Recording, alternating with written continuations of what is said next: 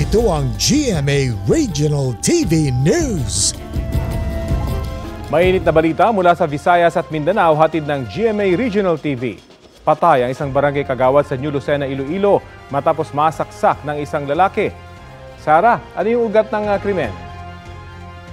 Rafi, umagit na raw ang barangay kagawad sa komosyon na nagsimula dahil sa pambabastos umano ng 35 anyos na sospek. Sa isang video, makikitang tinatakbuhan ng isang lalaki ang dalawang iba pang lalaki na humahabol sa kanya. Ang isa sa mga nanghahabol may dalang palaksak.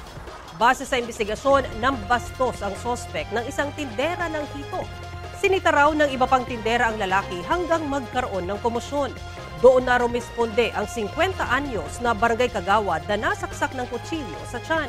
Depensa ng sospek, hindi niya intensyong mapatay ang biktima matapos siyang pagtulungan ng mga tao.